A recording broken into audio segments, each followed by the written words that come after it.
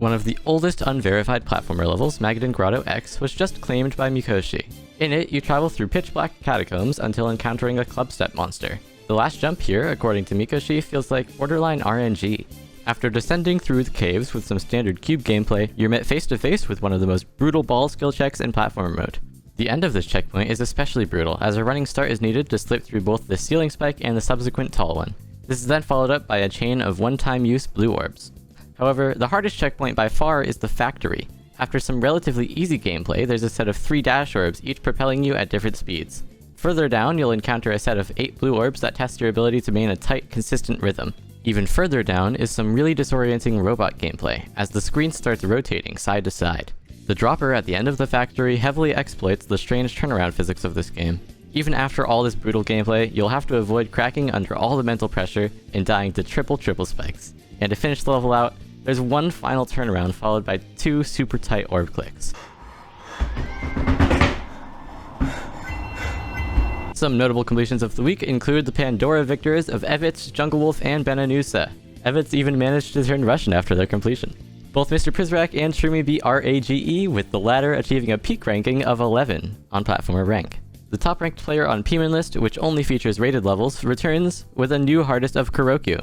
In MrNexis' own words, he wants to improve his skill ceiling after burning out on the consistent low quality of levels he's played while moon grinding. With his new focus on the top levels, he's sure to shake up the scene. I beat Kuroku! Oh my god! I beat it! I beat it! Yes! Be sure to check out Deadramino, a fast-paced memory avoidance level where you have to dodge Tetris gameplay by both remembering how much space the pieces take up and anticipating line clears. Halfway through the level, Tetraminos start falling into a recycle bin where they're subsequently deleted, adding another element to memorize. Masked does a solo completion of Entanglement, a rather unique minigame level. In it, you need to control 2 snake games at the same time, where each snake needs to eat its respective orb.